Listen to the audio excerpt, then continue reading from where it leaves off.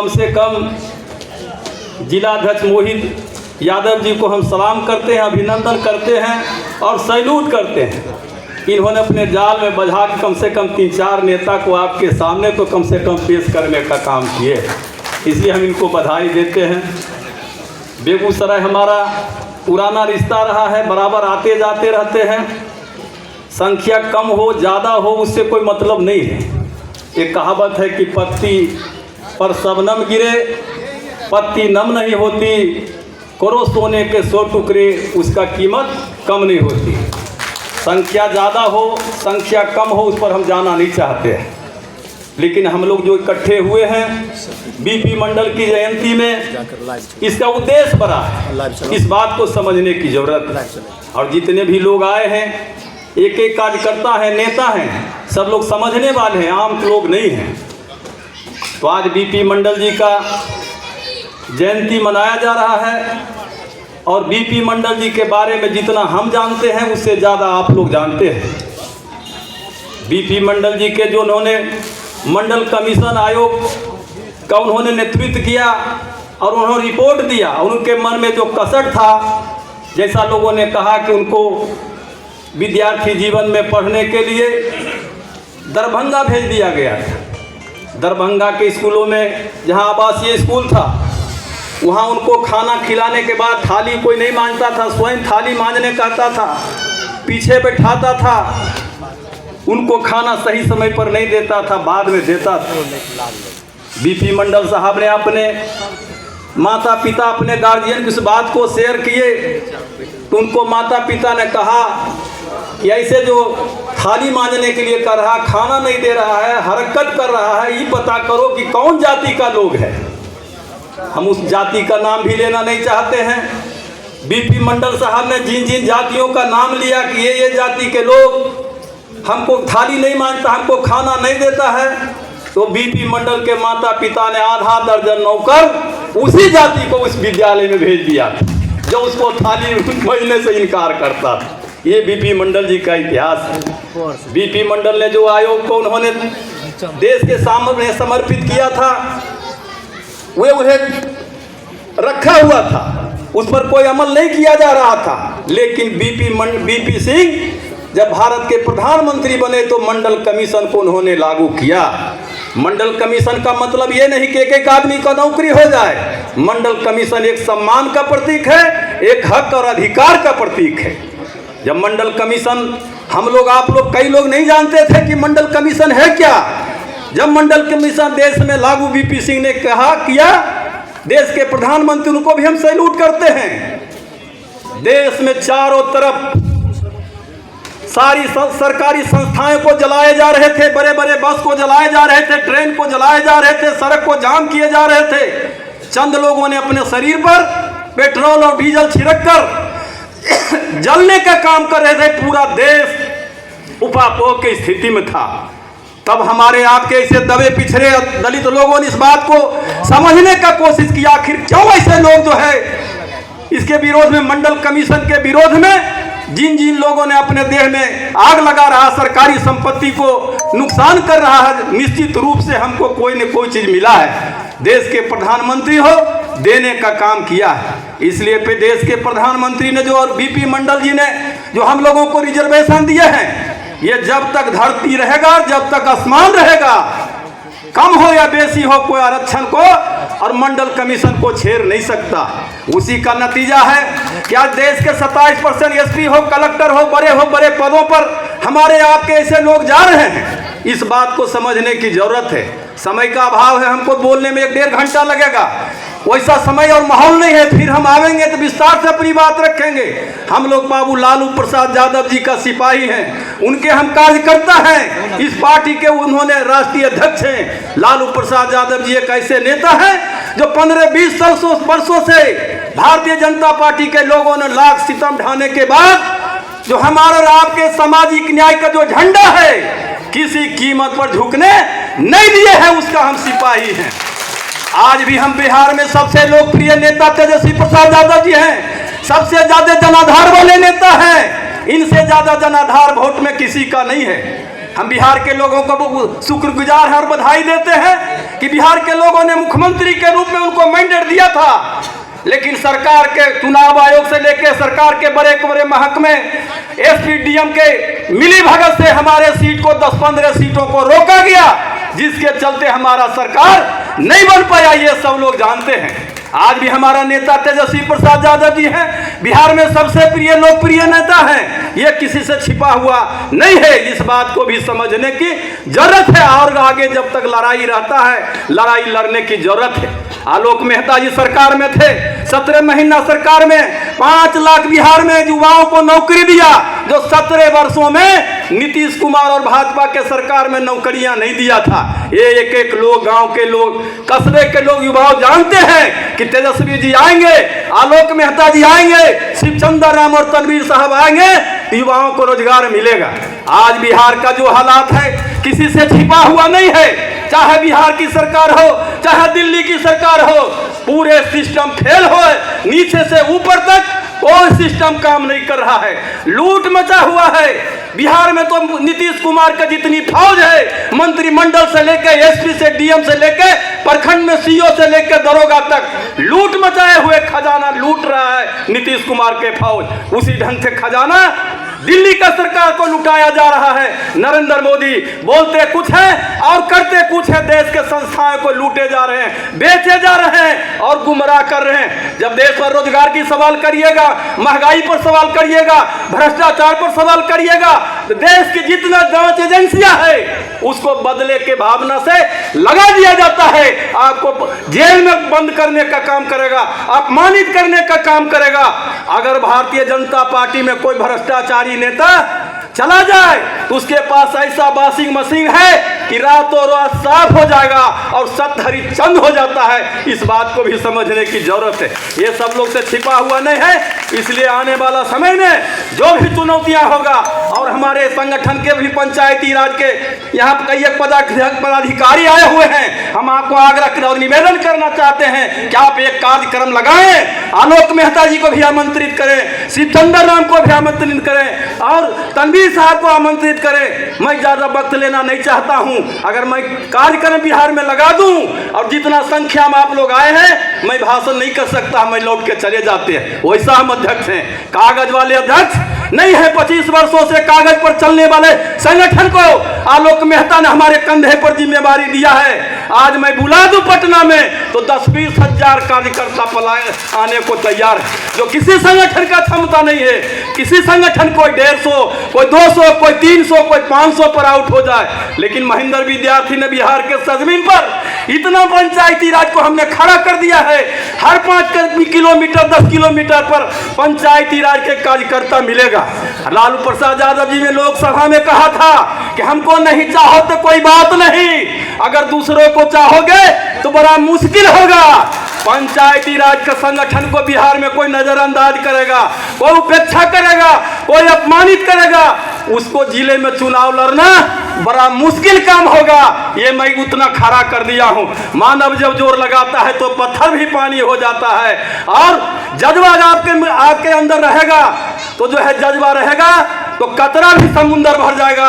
और आने वाले दिनों में जो पंचायती राज का जो बड़ी लाइन था उसको हम खड़ी लाइन में बदल देंगे। इसी बातों के साथ मैं अपनी बात को खत्म करते हैं। आदाब, सलाम, नमस्ते, जय हिंद। और मोहित जी को विशेष सलाम और नमस्ते करते हैं। बहुत बहुत धन्यवाद। हमारे भावना को कद्र करते हुए माननीय महेंद्र विद्यार्थी जी ने भाग लिए आज के कार्यक्रम में। पुनः एक बार जिला राष्ट्रीय जनता दल की ओर से उन्हें हार्दिक अभिनंदन, अभिनंदन, अभिनंदन, अभिनंदन। मित्रों, हम लोगों के बीच 2 विशिष्ट अतिथि हैं, खास करके मोहित यादव जो आज आपके बीच खड़ा है। राष्ट्रीय अध्यक्ष हमारे आलोक मेहता जी थे और प्रदेश अध्यक्ष भाई शिवचंद्र राम जी थे। उन्हीं के कलम से हम युथ का अध्यक्ष बने। आज आपके बीच हम कार्यकर्ता के रूप में खड़े हैं, तो हम प्रोटोकॉल को पालन करते हुए मैं अपने पहले प्रदेश अध्यक्ष, जो हमारे प्रदेश अध्यक्ष थे बिहार सरकार के पूर्व माननीय मंत्री भाई शिवचंद्र राम जी को आमंत्रित करता हूं। भाई शिवचंद्र राम जिंदाबाद, भाई शिवचंद्र राम जिंदाबाद, भाई शिवचंद्र राम जिंदाबाद।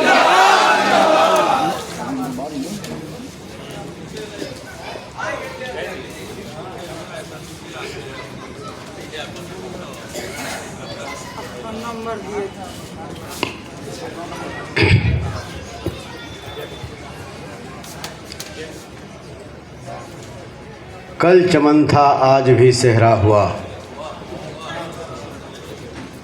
कल चमन था आज भी सेहरा हुआ, देखते देखते ये क्या हुआ, मुझको बर्बादी का गम नहीं, गम है बर्बादी का सेहरा हुआ।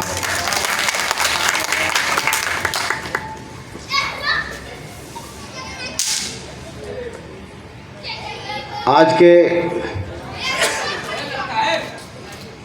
कार्यक्रम के सम्मानित अध्यक्ष, जुझारू साथी और तिनका तिनका चुनकर नगर बसाने वाले, पैदल और साइकिल से चलकर संगठन बनाने वाले, कभी जिलाध्यक्ष का गुमान और नहीं रखने वाले, ज़मीन का बेटा, बेगूसराय की धरती का बेटा, हम लोग के साथी भाई आदरणीय मोहित यादव जी, आगे संबोधन से पहले इस मंच पर हमारे बड़े भाई और पार्टी के मजबूत नेता और आंधी हो या तूफान, लालू प्रसाद और तेजस्वी के विचार पर अपने दम पर खड़े रहने वाले आज के कार्यक्रम के मुख्य अतिथि आदरणीय डॉक्टर तनवीर साहब, इस कार्यक्रम में हमारे बड़े भाई और बिहार सरकार के पूर्व मंत्री, लोकप्रिय नेता, मृदुभाषी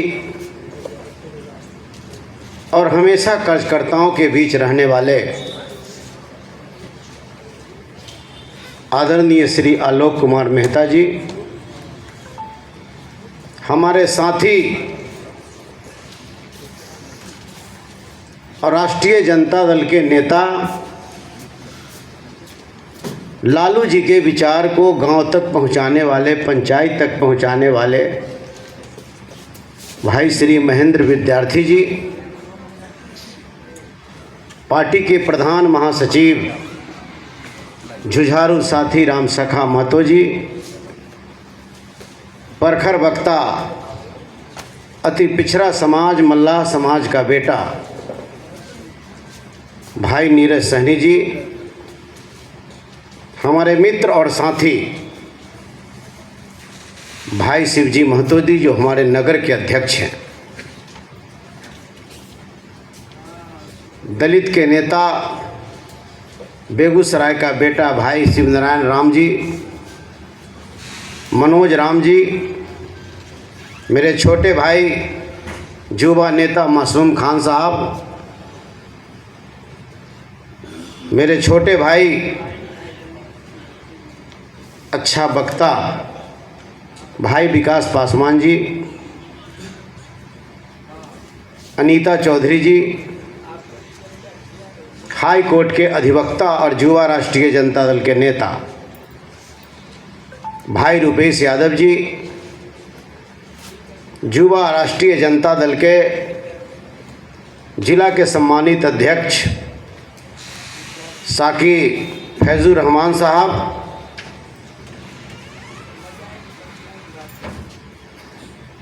श्याम प्रसाद दास जी, मुकुल सरदार जी, श्रीमती ब्यूटी जी और अच्छे वक्ता और बीपी मंडल पर पूरे अध्ययन रखने वाले हमारे पुराने साथी हैं संजय सुमन जी, वीरेंद्र राम जी जो समस्तीपुर से आते हैं, जो हमारे रविदास चेतना मंच के प्रभारी हैं, मोहम्मद जाहिद अफसर साहब, बेबाक उन्होंने संगठन की मजबूती पर उन्होंने प्रकाश डालने का काम किया है और उन्होंने कहा भी है कि हमको मिटा सके न जमाना, जमाने में वो दम नहीं, हमसे है जमाना, जमाने से हम नहीं।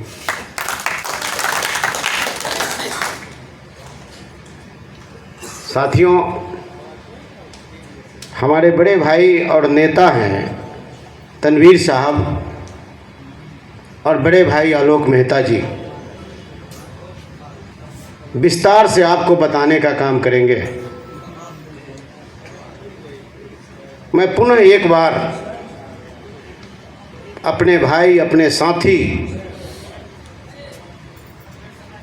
मोहित यादव जी को मैं बधाई देता हूं और आप तमाम लोग मंचासीन सभी नेता और सभागार में बैठे सभी नेता, माने ऊपर बैठे नेता और जो अभी बैठे सभी लोग, ये प्रणेता, आपसे मैं निवेदन करता हूं कि संकट के दौर में भी इन्होंने बीपी मंडल साहब की जयंती मनाने के लिए हम सभी को आमंत्रित किया और आपको भी आमंत्रित किया। एक बार जिला अध्यक्ष मोहित यादव जी के लिए ताली बजा करके स्वागत करें। साथियों, कुछ शुरू करने से पहले आपको हमारे नेता आदरणीय लालू जी और नौकरी man of India Shri Tejashwi Prasad Yadav ji ने आपके अंबेडकर परिचर्चा के माध्यम से आपको एक संदेश जरूर भेजा है कि कार्यक्रम में कुछ बोलने से पहले थोड़ा सा हाथ हम लोग उठा लें। आवाज़ आप लोग बैठे बैठे उस समय से बोलने वाला बोल रहा है, आप सुन रहे हैं, नहीं बर्दाश्त होता है तो बगल वाले से कुछ बोल लेते हैं। लेकिन कर जोड़ करके मैं निवेदन करता हूं कि यह धरती समाजवादियों की धरती है, यह धरती वीर महापुरुषों की धरती है। यह धरती के लोगों के पास, किसी के पास गोली हो सकता है, गोली से पूरे देश के लोगों को डरा सकता है, लेकिन बेगूसराय की इस धरती पर हमारे जो भी लोग हैं, चाहे वो कार्यकर्ता हो या नेता हो, वह सिर्फ बोली से दुनिया को डरा सकता है। इसलिए एक बार बहनों से भी, बहनों का भी उपस्थिति बहुत अच्छी है, उपस्थिति की चिंता नहीं, हम उसकी चिंता नहीं करते। तेजस्वी यादव जी को सीएम बनाना है और लालू प्रसाद यादव जी के सामाजिक न्याय को आगे ले जाना है, तो इसके लिए उपस्थिति नहीं देखना है, ये जरूर कहना है, चेहरा क्या देखते हो, दिल में उतर के देखो ना।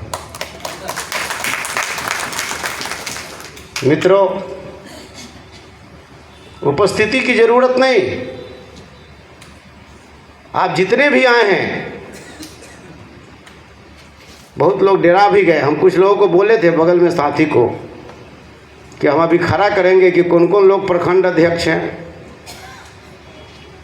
किस किस प्रकोष्ठ के प्रखंड अध्यक्ष। 18 गो प्रखंड है, 18 को कै गो है, 5 गो नगर हैं, तो 5 गो नगर के अध्यक्ष का हैं, उनके कमेटी के कै गो है। और जितने हमारे 22 प्रकोष्ठ है उनके जो पदाधिकारी है वो प्रदेश से लेके पंचायत तक के वो कहे हुए है। तनवीर साहब ने कहा कि इस पर प्रकाश डालने की ज़रूरत नहीं है, जो भी यहाँ बैठे हैं वो कार्यकर्ता नहीं समझिए, यहाँ वही लोग बैठे हैं नीचे जो कम से कम 5000 वोट का मालिक बैठे हैं, इसलिए कम इसको नहीं समझिए। तो हम देखें कि इस पर विशेष प्रकाश हमको डालने की ज़रूरत नहीं है। थोड़ा सा हाथ तो निकालिए और एक बार कम से कम हम लोग जिनकी जयंती में हम आए हैं, जिनके बारे में आज हम लोग कुछ आपको बताएंगे, आपने भी मुझे बताया है, इसके लिए हम लोग एक बार नारा हमारा हो, क्या हो ना? नहीं, खाना नहीं होना है। खाना सिर्फ वही होंगे जो तेजस्वी यादव है। सब आदमी खड़ा हो जाते हैं, इसलिए तो काम गड़बड़ा जाता है। ये भी लेना है। और ये बात कहिएगा, टिकट की बात कहिएगा तो इसमें अधिकांश लोग टिकटे वाले हैं। समझते माने आप सारे लोग, जो भी लोग टिकट वाले हैं सब जीतने वाले ही हैं। अब आप समझ जाइए कैसे जीत पाइएगा जिसके पीछे कोई वोटर नहीं। खैर कोई बात नहीं, उधर नहीं जाना, हमको भटकना नहीं है। हम लोग एक बार बीपी मंडल जिंदा अमर रहे, बीपी मंडल अमर रहे। आवाज नहीं आ रही है। नहीं, हम देख रहे हैं उस समय से। दिन भर में आप कहने का मतलब ये कि 2 कप पीते हैं, आज मैं देख रहा हूँ बहुत लोगों को कि 10 कप पूरा पहुँचा दिए। भूखा मत कहिए, यही तो 10 कप भूखे मार दिया। बीपी मंडल अमर रहे, बीपी मंडल अमर रहे, बीपी मंडल अमर रहे। जब तक सूरज चांद रहेगा, जब तक सूरज चांद रहेगा। जय भीम, जय भीम, जय भीम, जय मंडल, जय मंडल, जय संविधान, जय संविधान। संविधान का रक्षा कौन करेगा? संविधान का रक्षा कौन करेगा? संविधान का रक्षा कौन करेगा? जय राजद, जय राजद। धन्यवाद।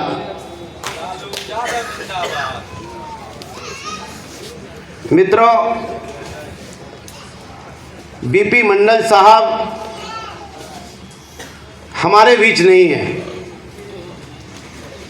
उनका आकार और कीर्ति हम सभी के बीच है। हम इस मंच से देश के पूर्व प्रधानमंत्री बीपी, जब चुनाव की बारियां आती है तो आप कभी तनवीर साहब के नाम पर खिसक जाते हैं, तो कभी आलोक मेहता के नाम पर खिसक जाते हैं, तो कभी जो है कि विद्यार्थी के नाम पर खिसक जाते हैं। और चुनाव का पराजय जब हो जाता है तब माथे पे हाथ रख के कहते हैं कि थोड़ी सी मिस हुई है, थोड़ा सा काम कर देते तो ये हाल नहीं देखने को मिलता। इस चीज़ को आपको भूलना पड़ेगा मेरे मित्रों। हम देख रहे हैं उस समय से जो मैंने भोगा है। मैं भी चुनाव लड़ा हूं। हम किससे चुनाव लड़े? इस देश में दलितों का आरक्षण खत्म हो जाए, वैसे लोग जो रामविलास पासवान जी का बेटा है चिराग पासवान जी, उससे मैंने चुनाव लड़ा। हमारे नेता हैं आलोक कुमार मेहता जी ने, आपने देखा, देश के केंद्रीय मंत्री, गृह मंत्री है, जो कह लीजिए, जिन्होंने सामाजिक न्याय देने का काम किया, गरीब गुरबा को ताकत देने का काम किया, बीपी मंडल जी का विचारधारा को जमीन पर उतारने का काम किया, और बाबा साहब भीमराव अंबेडकर और जननायक कर्पूरी ठाकुर के विचारधारा और राम मनोहर लोहिया जी के विचारधारा या जयप्रकाश जी के विचारधारा को अगर हिंदुस्तान में इस धरती पर प्रैक्टिकल करके किसी ने अगर बताने का काम किया, उस व्यक्ति का नाम लालू प्रसाद यादव है। मेरे मित्रों, मैं जब बोलता हूं, जब मैं बात करता हूं तो लोग बोलता है कि एक ही बात उसको बोलने की जरूरत है, आप भूलते जा रहे हैं। आपको बोलना होगा कि लालू प्रसाद यादव जी ने बाघ और बकरी को एक घाट पर पानी पिलाया। लालू प्रसाद यादव जी ने ब्लॉक दिखाने का काम किया। अंचल प्रसाद यादव जी ने विधानसभा और जो है कि पार्लियामेंट दिखाने का काम किया। आज तक कोई गरीब, दबे, कुचले, शोषित, पीड़ित को, वैसे लोग, पढ़े लिखे लोगों को किसी ने भेजने का काम नहीं किया। अगर किसी ने भेजने का काम किया, उसका नाम लालू प्रसाद यादव है। मेरे मित्रों, लालू प्रसाद यादव जी ने जो चिंगारी दी, जो सोच दिया, उस सोच को इस धरती पे, जमीन पे आज भी हमारा अधूरा नहीं है। इनके विचारधारा को भी किसी ने अपने कार्रवाई के साथ लेकर चलने का काम किया, तो हिंदुस्तान का नौकरी man of India Tejashwi Prasad Yadav ji ने आगे बढ़ाने का काम किया। हिंदुस्तान में हमको ये बताइए, हिंदुस्तान में कौन नेता है जिन्होंने कहा कि जातीय जनगणना इस देश में हो? लालू प्रसाद यादव जी ने कहने वाले हैं। जितना मरम्मत करने वाला किस जाति का लोग है, और पोखर के भिंडा पर बसने वाला किस जाति का लोग है, और नदी के किनारे में बसने वाला किस जाति का लोग है, और किस जाति के लोग हैं जो आंधी व तूफान में दूसरे को बोझ अपने माथे पर ढोकर एक ट्रेन पर चढ़ाने वाला किस जाति का लोग है, और नाले पर जो शहरों में बसने वाला किस जाति का लोग है। इसकी पहचान होगी, और जब पहचान होगी तो इस पर बजट का प्रावधान होगा, और तब जाकर के हमारा आगे का कारवा चलेगा और गरीबों का कल्याण होगा। जातीय जनगणना हुई, मैं बधाई देना चाहता नहीं, बल्कि आपके ताली भी सुनना चाहता हूं अपने नेता तेजस्वी प्रसाद यादव जी के लिए, जिन्होंने पूरी मशक्कत की, देश को डुला दिया, देश के प्रधानमंत्री तक को डोल गया, और डुला कर करके उन्होंने जातीय जनगणना कराया, और जातीय जनगणना कराने से आपको बहुत बड़ा फायदा हुआ। अगर आप चिंतन और मंथन करते तो आप समझ सकते कि आपको क्या फायदा हुआ। एसटी नौकरी में उसको 1% मिलता था, इस जातीय जनगणना से उसको 2% मिलने लगा। एससी 16% उसको मिलता था, 100 में 16 को उसको मिलता था, आज उसको 20 मिल रहा है। अति पिछड़ा उसको 100 में 18 मिलता था, उसको 25 मिल रहा है। पिछड़ा 100 में 12 मिलता था, उसको आज 18 मिल रहा है। अल्पसंख्यक 100 में उसको 14 मिलता था, उसे 19 मिल रहा है। ये जातीय जनगणना का कृपा हुई और लोगों का जो है कि आगे का विकास हुआ। इसलिए मेरे मित्रों, मेरे भाइयों, आज देश में लालू प्रसाद यादव जी का जो विचारधारा, जो आरक्षण पद्धति, एक और धक्का इन्होंने लगाया। विद्यार्थी जी ने तो आपको बताया कि 5 लाख लोगों को रोजगार उन्होंने देने का काम किया। बाकी प्रक्रिया जिसको बना के चले थे तो उस पर आज कल रहा है। लेकिन एक बात हुई, जो आरक्षण की हमारी परिधि 65 थी, उसको तेजस्वी यादव जी ने 75 करने का काम किया। ये भी ऐतिहासिक काम है हमारा। लेकिन हम लोग क्या करते, हम लोग गांव में नहीं जाते, गांव के दलितों के बीच नहीं बैठते, अति पिछड़ा के बीच नहीं बैठते। कितना दिन चलेगा मेरे मित्रों? हिंदुस्तान में मैं देखा, मैं तो जमीन पे काम किया हूं, कर रहा हूं। अभी फिलहाल मैं गया था महाराजगंज, आज मैं बेगूसराय आया हूं, फिर हमारा कार्यक्रम औरंगाबाद का भी है। हम जा रहे हैं, बता रहे हैं, आप राजद के आप लोग नेता हैं। यहाँ इस देश में आरक्षण पर आरक्षण की बात आई तो आप सड़क पर उतरे, कहे कि नहीं इसमें क्रीमी लेयर आ गया। लेकिन यह पता है कि इससे पहले क्या हुआ? आप राष्ट्रीय जनता दल के लोग हैं, जिसके लिए लालू प्रसाद यादव जी ने लड़ने का काम किया, जिसके लिए लालू प्रसाद यादव जी जेल की सलाखों में बंद होने का काम किया, जिसके लिए लालू प्रसाद यादव जी ने उस वैसे लोगों से, लालू यादव नहीं जबकि ललुआ के नाम से जिसको लोगों ने कहने का काम किया। ये देश में जब से बैठी केंद्र में ये भारतीय जनता पार्टी एनडीए के लोग बैठा, तब से धीरे धीरे धीरे धीरे जिस तरीका से घून गेहूं को खा जाता है, ठीक उसी प्रकार से दलित अति पिछड़ा की ताकत को उस बेईमान ने खत्म करने का काम किया है। और हम लोग हाथ पे हाथ रख करके बैठे हैं और हम लोग कहते हैं कि कैसे वोट होगा। अरे वोट आपके पास, हम तो कहते हैं कि इस बात नहीं, हिंदुस्तान की मैं बात नहीं बल्कि बिहार की मैं बात करता हूं। बिहार में राष्ट्रीय जनता दल ऐसा कार्यकर्ता, राष्ट्रीय जनता दल के इतना कार्यकर्ता, हमको लगता है कि हिंदुस्तान में भारतीय जनता पार्टी के पास कार्यकर्ता नहीं है जितना कार्यकर्ता राष्ट्रीय जनता दल के पास है। लेकिन हम लोग क्या करते, हम लोग क्या करते, हम लोग मोहित यादव को बैठा लेते तो जितना मोहित यादव के विरोधी है कहता कि अपन मोहिते जी वोट देते, हम तो जब ही वो गिरा के चल देवे। काम नहीं चलेगा। ये परंपरा के छोड़िए।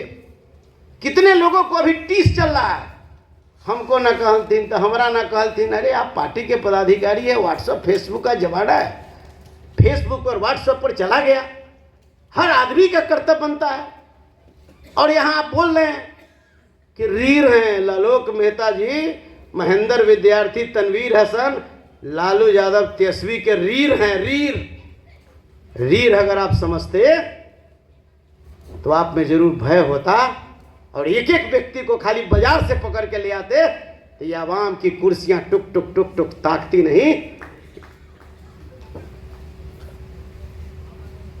ये कुछ नहीं, इस सब चीज पर विचार करना होगा। नीति है। अब जितनी बात आपको मैंने बताया, अब कोर्ट ऑफ मार्च सरकार बनी केंद्र में बीजेपी की, 1 साल के बाद उसने एससी एसटी की ताकत को खत्म किया, जिसके लिए 2 अप्रैल को बंदी हुई। क्या था? वही आरएसएस के लोगों ने हल्ला कर दिया शाम में, एसटी एसटी खत्म, एसटी एसटी खत्म। लोग आया, पूरे हिंदुस्तान में बिना किसी नेता को लोग जाम कर दिया। अब फिर कहने का मतलब वही शाम में कहता कि एससी एसटी रह नहीं गया। उसकी ताकत को उसने खत्म किया और कर दिया, ताकत को खत्म किया। आप संविधान लेकर के घूम रहे थे तो उसने एक नपना सा तन्नी को सुगूफा पेश करा के और उसने पेश कर दिया कि भाई दलितों में क्रीमी लेयर, और उसमें बोल दिया कि हम इसको ठीक से देखेंगे। फिर लेकर के पार्लियामेंट में जाकर के फिर कहेगा कि ऐसे कर, नहीं, ये ठग है, लकड़ सूंघवा है, लकड़ी सूंघा करके आपको जान ले लेगा। पता है आप लालू जी के सिपाही हैं, आप तेजस्वी यादव के सिपाही हैं, आपका आरक्षण खत्म हो गया। नहीं ले सका और इस सभागार में उपस्थित है। मैं आप सब लोगों को इस अवसर पर ढेर सारी बधाई देता हूँ।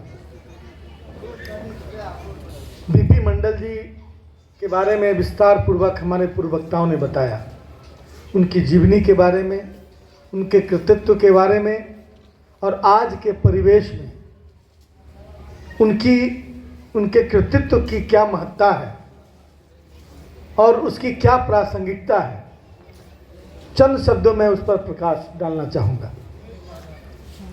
आज यह एक विडंबना है कि बीपी मंडल जी के बारे में कहा जाता है कि एक बड़े जमींदार परिवार से थे।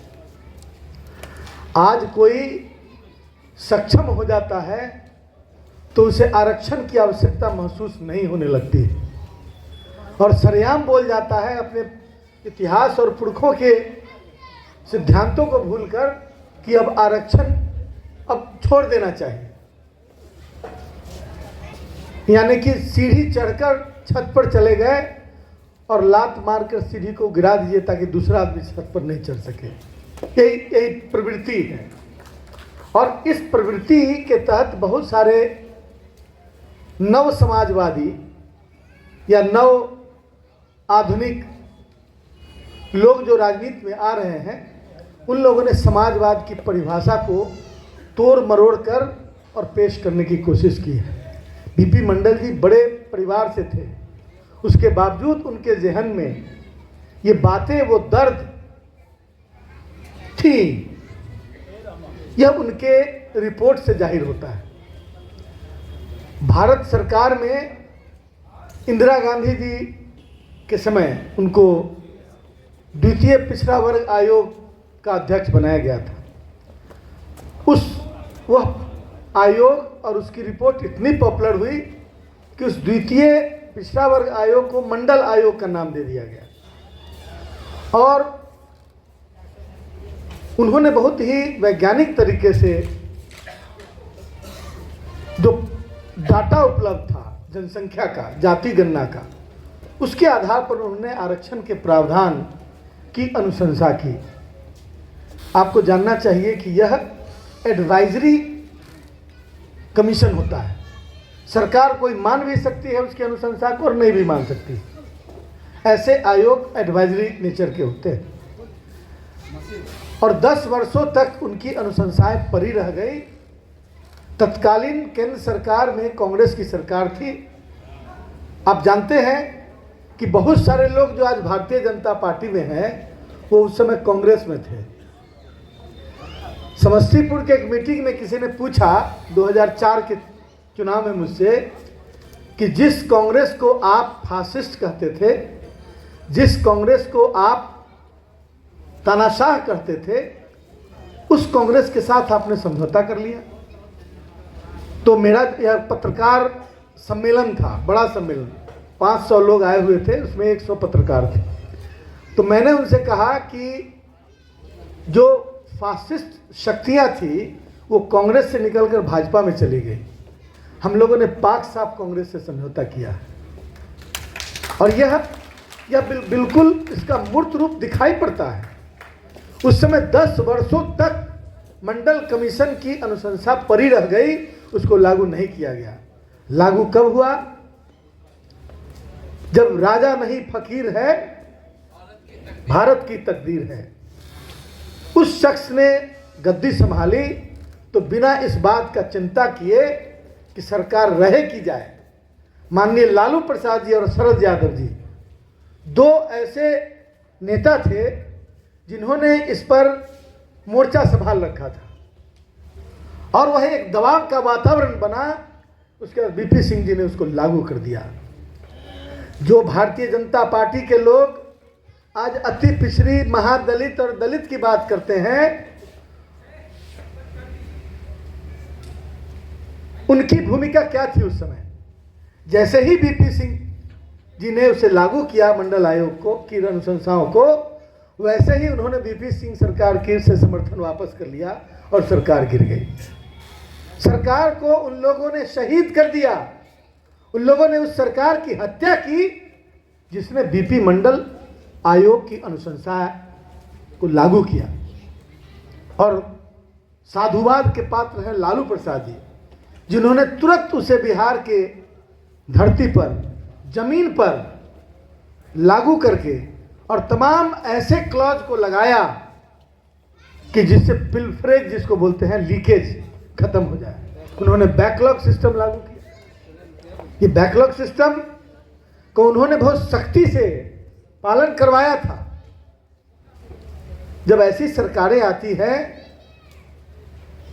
तो जिन लोग के कलेजा पर सांप लौटता है वो लोग इंतजार करते हैं, आप ही के बीच घुसकर आपको तोड़ेंगे, आप ही के बीच घुसकर, और तोड़ने का बहुत पेशेंस है उनके पास। आप 2 साल में टूटिए कि 5 साल में टूटिए कि अगले टर्म में टूटिए, लेकिन टूटने का इंतजार करते हैं और सारा बदला एक ही बार सधा लेते हैं। जगदेव बाबू की मूर्ति पर माला पहनाने वो लोग जा रहे हैं जिन लोगों ने उनकी हत्या करवाई। बीपी मंडल के फोटो पर तैल चित्र पर माला वो लोग पहना रहे हैं जिन लोगों ने बीपी सिंह सरकार में मंडल आयोग के लागू होने पर उनसे समर्थन वापस कर लिया। जननायक कर्पूरी ठाकुर जी को भारत रत्न देने की सबसे मजबूत आवाज में प्रचार वो लोग कर रहे हैं। अरे मांग तो हम लोग की थी, हमारे नेता लालू प्रसाद जी की थी, हमारे पार्टी की थी, उसको दबा दिया गया इसलिए कि मीडिया पर भी उनका कब्जा है। लेकिन भारत रत्न दिया तो इतना प्रचार वो लोग कर रहे हैं जिन लोगों ने एक समय कहा था कि ये आरक्षण कहां से आई, कर्पूरी की ... वो लोग माला पहना रहे हैं, वो लोग महिमा मंडन कर रहे हैं। बचेगा, संविधान में आरक्षण का प्रावधान किस सिद्धांत के आधार पर किया गया? विशेष अवसर के सिद्धांत पर। डॉक्टर राम मनोहर लोहिया ने भी 100 में 60 की वकालत की थी, पिछड़ा पावे 100 में 60। और उसी तरह जननायक कर्पूरी ठाकुर जी ने भी अपना एक मॉडल बनाया था। ये लोग लीडर्स हैं और उसके संविधान के अंदर प्रतिपादन करने का काम डॉक्टर भीमराव अंबेडकर ने किया था, जिनके प्रति हमें पूरी तरह कृतज्ञता व्यक्त करनी चाहिए। ये तमाम लोग जो लीडर्स थे, इन लोगों ने समाज को एक समावयव और एक समाजवादी समाज बनाने की चेष्टा की थी। और आज भी भारत एक समाजवादी प्रजातांत्रिक देश है, इस बात को हमें नहीं भूलना चाहिए। ये लोग वोट ठग कर जाते हैं पैसे के बल पर और सरकारी संसाधनों का दुरुपयोग करके। बिहार के 15 सीट को इन लोगों ने गलत ढंग से जीतने का काम किया। यदि हमारे वर्कर सिर्फ जगे हुए रहते, सतर्क रहते, तो शायद केंद्र में आपकी सरकार होती और आपका मंत्री बिहार के अंदर केंद्र सरकार में बैठा हुआ होता और बिहार सरकार भी आपकी होती। लेकिन ये कमी कहीं ना कहीं से हो सकता है कि सामने वाले की धृष्टता हो, दुष्टता हो, विभिन्न तरह के तकतिक्रम हो सकते हैं। लेकिन हम इतना ही जानते हैं कि हमारी जितनी संख्या है, जगदेव बाबू ने कहा 100 में 90 शोषित हैं, 90 भाग हमारा है, 10 का शासन 90 पर नहीं चलेगा, नहीं चलेगा। और हम देख रहे हैं कि पिछले 15-20 साल से 10 का ही शासन 90 पर चल रहा है। आई तो उस तोता ने अपने बेटे को प्रशिक्षण दिया और कहा कि शिकारी आएगा, जाल बिछाएगा, दाना डालेगा, भूल से उसमें फंसना नहीं। अब तोता तो तोता है, रट लिया, गीत गा के शिकारी आएगा, जाल बिछाएगा, और शिकारी आया और गीत गाते गाते जाल में फंस गया। अब तोता क्यों फंसा? तोता इसलिए फंसा कि हम लोग की तरह नारा लगाता रहा, लेकिन उसको समझा नहीं कि नारे का मतलब क्या है। तोता ने नहीं समझा कि जो बोला जा रहा है कि शिकारी आएगा, जाल बिछाएगा, इसका मतलब क्या है। अब फंसने के बाद वो गीत गा रहा है कि शिकारी आएगा, जाल बिछाएगा। वही हाल हम लोग का। 100 में 90 शोषित हैं, 90 भाग हमारा है। कितने मौकों पर हम लोग नारा लगाते हैं, और 10 का शासन 90 पर नहीं चलेगा तो नहीं चलेगा। ये डेमोक्रेसी का मूल है कि बहुसंख्यकवाद, संख्या जिसकी जितनी भारी उसकी उतनी हिस्सेदारी। लेकिन आज जो लोग बैठे हुए हैं हमारे सर पर, आप जोड़ लीजिए कि उनकी संख्या कितनी है।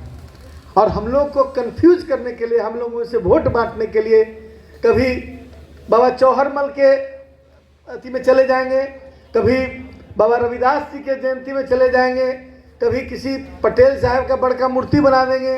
ये सारे लोग उनके सिद्धांतों के विरोधी लोग हैं, और उसमें से बहुत सारे लोग अंग्रेजों के भी एजेंट हुआ करते थे।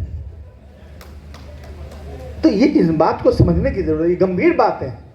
इसलिए मैं समझता हूं कि पहले चर्चा शुरू करें और उसके बाद प्रशिक्षण में बहुत सारे लोग हैं जो अच्छे प्रशिक्षक हैं।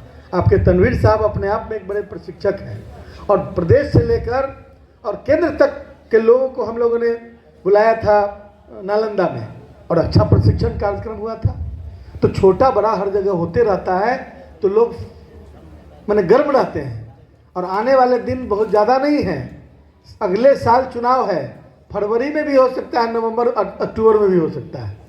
इसलिए तैयारी, बूथ पकड़िए, सबसे बड़ा फार्मूला है बूथ पकड़िए। बीपी मंडल जी ने जो मंडल आयोग दिया अनुशंसा की, वो तभी सार्थक होगा। बीपी सिंह जी ने उसको लागू किया, वो तभी सार्थक होगा। लालू प्रसाद जी ने उसको लागू किया, तभी सार्थक होगा। जब इस चुनाव में जगदेव बाबू ने जो कहा, वो तभी सार्थक होगा जब इस चुनाव में आप 100 में 90 को एकजुट कर लें और अपना बूथ जीते, चुनाव जीते। बहुत बहुत धन्यवाद। और बीपी मंडल जी के अल्पसंख्यकों का इस रेस में पूछाने की बड़ी चाहत होती है, हमको कोई पूछने नहीं आया। आप जान लीजिए, इसी साइकोलॉजी का इस्तेमाल पिछले 2 इलेक्शन से हो रहा है। आपने नहीं पूछा, किसी और ने पूछ दिया। क्या पूछा? एगो पन्ना प्रमुख बना दिया, 10 आदमी का नेता हो गया। वो पूछा गए, हमारे लोग हैं लेकिन वोटर उसके हो गए, अब उनके लिए प्रबंधन भी कर रहे हैं। ये हम क्यों नहीं पूछ सके भाई?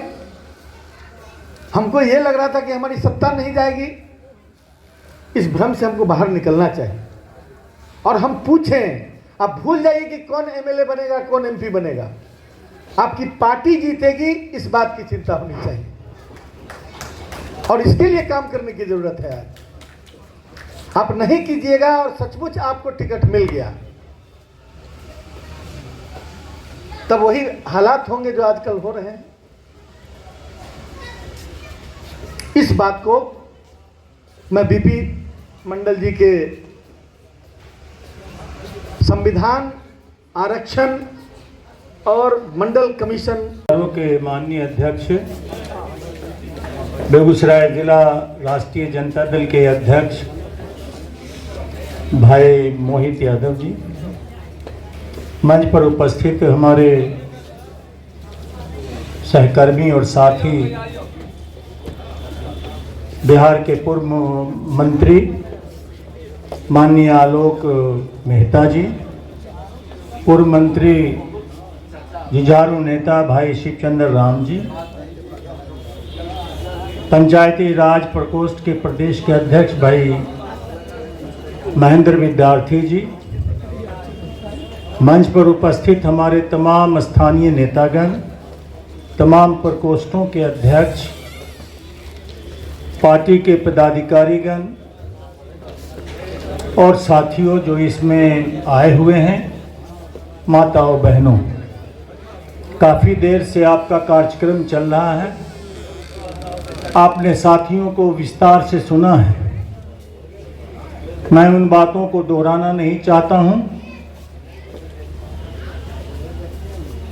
बिंदेश्वरी प्रसाद मंडल, बीपी मंडल के जयंती समारोह के अवसर पर उन्हें याद करने के लिए आप लोग एकत्र हुए हैं। देश की राजनीति में बीपी मंडल कमीशन की अनुशंसा ने एक ऐतिहासिक मोड़ लिया था। जिस संविधान में विशेष अवसर के सिद्धांत के आधार पर शोषितों, पिछड़ों, अति पिछड़ों को जो आरक्षण की व्यवस्था की गई थी, जिस पर बरसों बरस से सरकार मौन थी, लेकिन सोशलिस्ट पार्टी मौन नहीं थी। सोशलिस्ट पार्टी ने नारा दिया था, 100 में पिछड़े पावे 60। सोशलिस्ट पार्टी ने बांधी गांठ। ये आंदोलन अनवरत चलता रहा और उसी आंदोलन के बाद जब 77 में सरकार आई इन लोगों की, तो सरकार ने गठन किया कमीशन का बीपी मंडल की अध्यक्षता में। बीपी मंडल की अध्यक्षता वाली इस कमीशन ने अपनी रिपोर्ट भी 1980 में ही जमा कर दिया। वो रिपोर्ट 1980 से लेकर 90 तक झूलता रहा हवा में, लेकिन अनुशंसाएं लागू नहीं की गई। फिर जब 90 में सरकार बनी केंद्र में विश्वनाथ प्रताप सिंह की, जिसमें लालू प्रसाद यादव, जिसमें शरद यादव, जिसमें उस समय रामविलास पासवान, ये सारे नेता थे सामाजिक न्याय के प्रवर्तक। इन लोगों ने अपनी कोशिशों से इस रिपोर्ट को लागू करवाया वीपी सिंह के प्रधानमंत्रित्व काल में। और जब ये रिपोर्ट लागू हुआ तब देश में एक बड़ा बवाल उठा।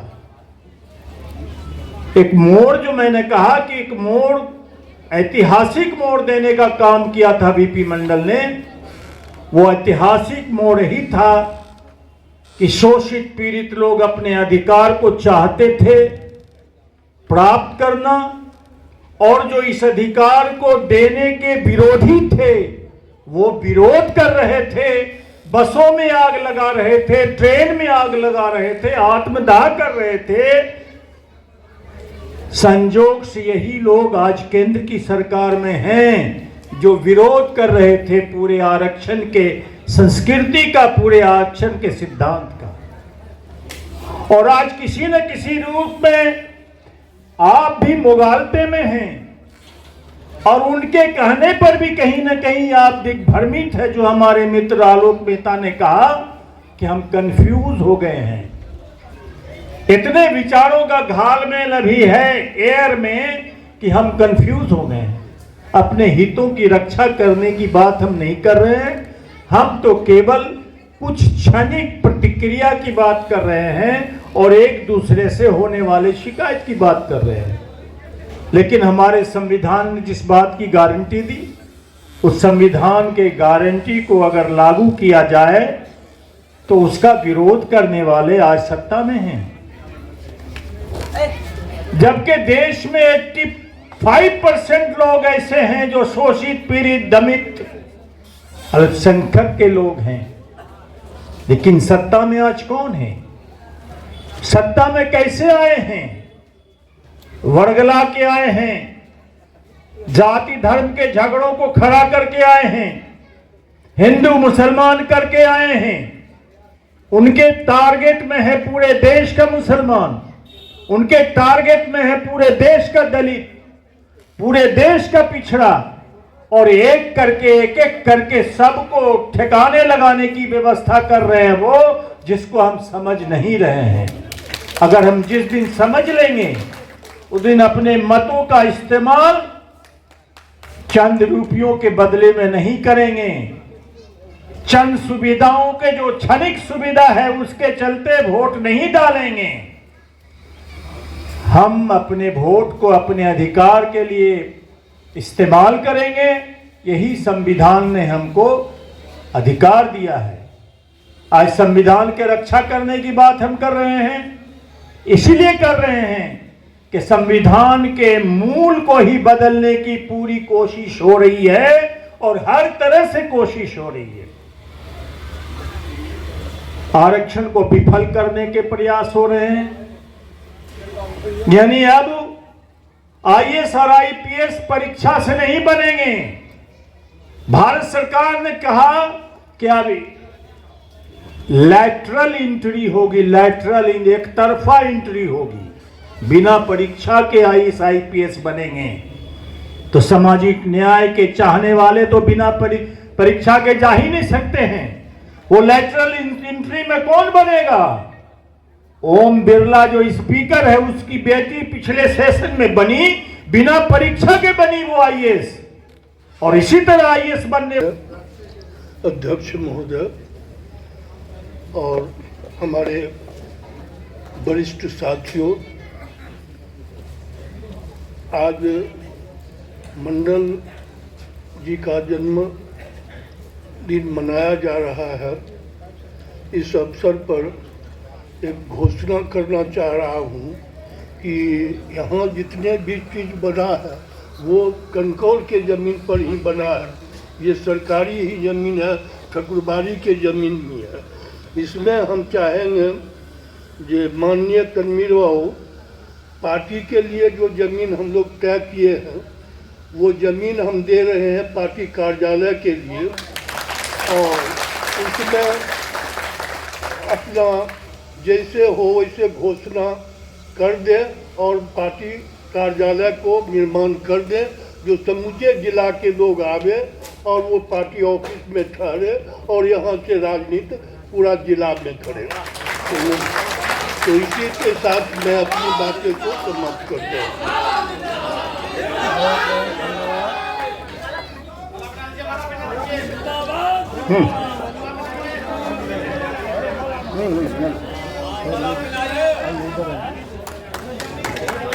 बहुत धन्यवाद।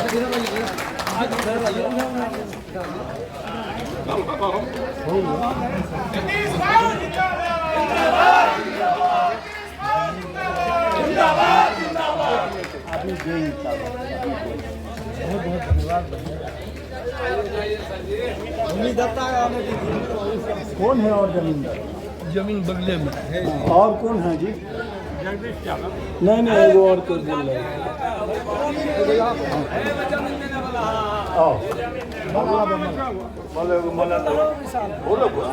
हैं। सर, और मैं अपने पिताजी स्वर्गीय राजू यादव नाम पर मनरेगा के सटा हुआ 6 धुर जमीन लालू जी के कार्यालय में दान की।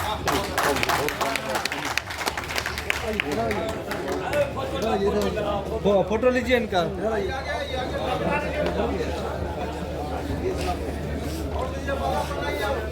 हो गए।